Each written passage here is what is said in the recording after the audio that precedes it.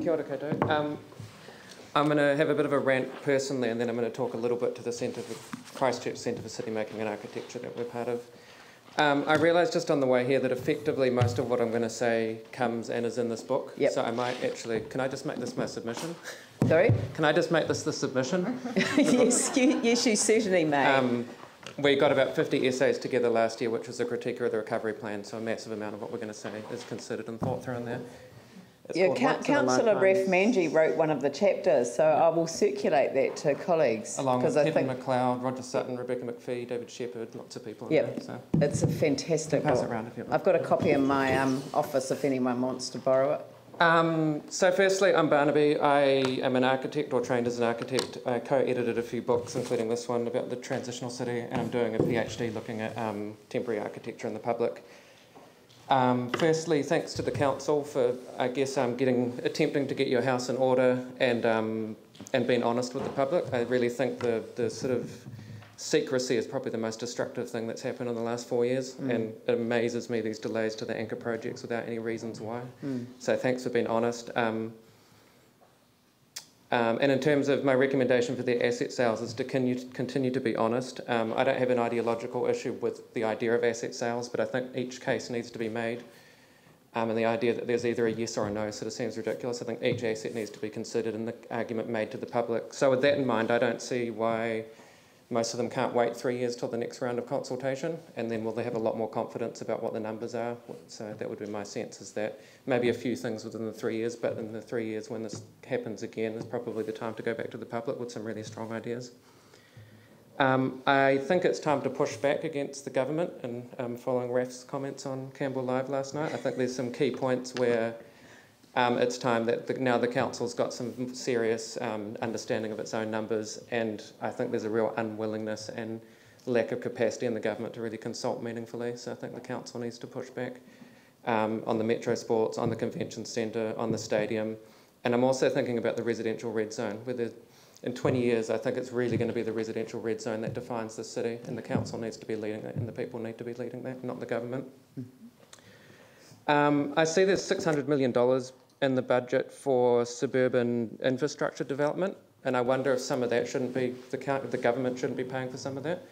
A massive amount of that will be as a result of the red zoning and the population movement, and I think the council's been, $600 million is a lot, and that's the real cost of suburban development. I think the council needs to be careful not to just, and this is very hard because it's an extraordinarily difficult process you're going through, but just not to fight fires and really put some vision in place for the next 10, 15, 20, 50 years, and not get caught in endless arguments about things like convention centres. So I think participation's a huge thing. I know there's been a lot of talk about participatory democracy, but we need to see some action on that and some real progress and some expertise brought into that. Around ecology, I think that's the story of Christchurch to me, is the ecology and the environmental and all the deep knowledge in the communities here.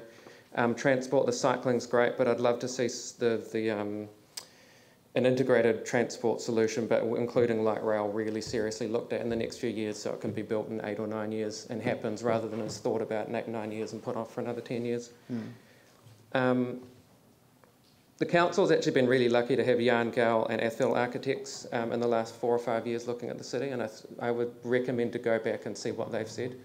They're both incredibly well-regarded, very high-quality architects and urban designers who have thought a lot about the city, and a lot of what needs to happen is encoded in what they said. And one recommendation I'd have is don't believe the developers about the parking crisis. Developers will always want more parking, and it's actually a really poisonous thing for a city to endlessly follow that.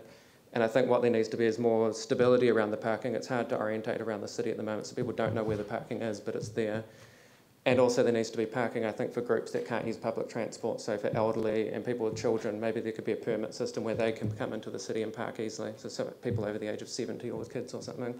But the idea that free or completely free, easily accessible parking should be there for everyone is incredibly destructive. And we know that, and Gale Architects would say that. So to the Centre for City Making for Architecture, that's emerging this year. It's based from the transitional movement, but it's going to be much more broader and permanent. It's going to be independent. It's going to try and bridge between expert knowledge and community and local knowledge. And we're going to be doing a whole lot of conversations, workshops, festivals, exhibitions, We've hosted one, Christchurch Conversations, and there's an exhibition opening in a couple of months called People Building Better Cities, which is coming from Global Studio, which has done a whole lot of work with communities around the world, and there's a big exhibition that's going to be launched in late July. Very quickly, the two recommendations from the centre were to continue support for transitional funds. It's critical and is becoming more critical, not less, as time goes on, and that there needs to be an integrated arts plan. It's been too long without one. We need one. Yep. Look, perfect timing. Wish we had time for more of a conversation, but unfortunately... That's what the centre's for, so we'll be around. So. Yeah, and look forward to that, People Building Better Cities. That sounds really good. Cool. So thank you for everything that you do for our city, Barnaby, and for all of the people that also are making our city what it is at the moment, and that transition stuff that you've mentioned is I mean, that's what's putting us on the world stage. So thank you very much for being part of that.